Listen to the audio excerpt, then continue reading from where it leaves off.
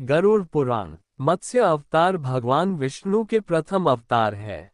मछली के रूप में अवतार लेकर भगवान विष्णु ने एक ऋषि को सब प्रकार के जीव जंतु एकत्रित करने के लिए कहा और पृथ्वी जब जल में डूब रही थी, तब मत्स्य अवतार में भगवान ने उस ऋषि की नाव की रक्षा की।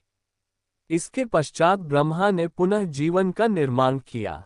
एक दूसरी मान्यता के अनुसार एक राक्षस ने जब वेदों को चुरा कर सागर की अथाह गहराई में छुपा दिया, तब भगवान विष्णु ने मत्स्य रूप धारण करके वेदों को प्राप्त किया और उन्हें पुनः स्थापित किया।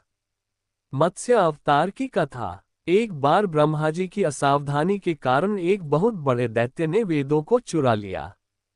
उस दैत्य का नाम हयग्रीव था।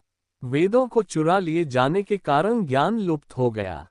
चारों ओर अज्ञानता का अंधकार फैल गया और पाप तथा अधर्म का बोलबाला हो गया।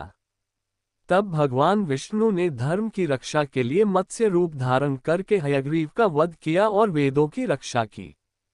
भगवान ने मत्स्य का रूप किस प्रकार धारण किया, इसकी विस्मयकारिणी कथा इस प्रकार है। कल्पांत के पूर्व एक पुण्यात्मा राजा तप कर रहा था।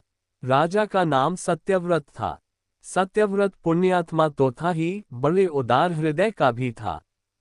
प्रभात का समय था, सूर्योदय हो चुका था। सत्यव्रत कृतमाला नदी में स्नान कर रहा था।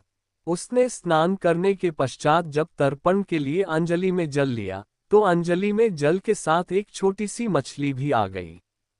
सत्यव्रत ने मछली को नदी के जल में छोड़ दिया। मछली बोली, राजन, जल के बड़े बड़े जीव छोटे छोटे जीवों को मारकर खा जाते हैं। अवश्य कोई बड़ा जीव मुझे भी मारकर खा जाएगा। कृपा करके मेरे प्राणों की रक्षा कीजिए। सत्यव्रत के हृदय में दया उत्पन्न हो उठी। उसने मछली को जल से भरे हुए अपने कमंडलू में डाल लिया।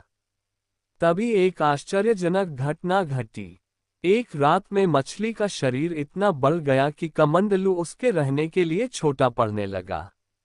दूसरे दिन मछली सत्यव्रत से बोली, राजन, मेरे रहने के लिए कोई दूसरा स्थान ढूंढिए, क्योंकि मेरा शरीर बढ़ गया है। मुझे घूमने फिरने में बड़ा कष्ट होता है। सत्यव्रत ने मछली को कमंडलू से निकालकर पानी से भरे हुए मटके में रख दिया। यहाँ भी मछली का शरीर रात भर में ही मटके में इतना बढ़ गया कि मटका भी उसके रहने के लिए छोटा पड़ गया।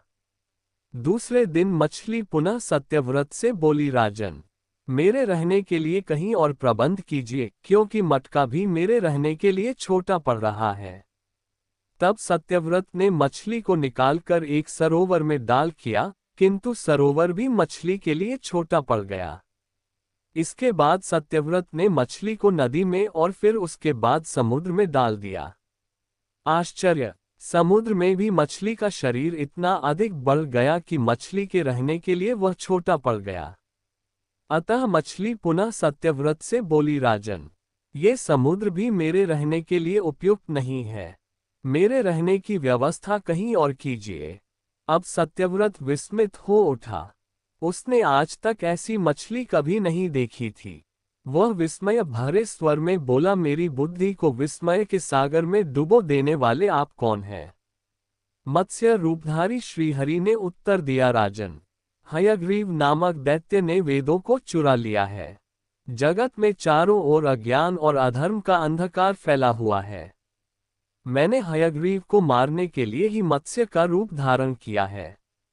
आज से 7वें दिन पृथ्वी प्रलय के चक्र में फिर जाएगी। समुद्र उमड़ उठेगा, भयानक वृष्टि होगी, सारी पृथ्वी पानी में डूब जाएगी।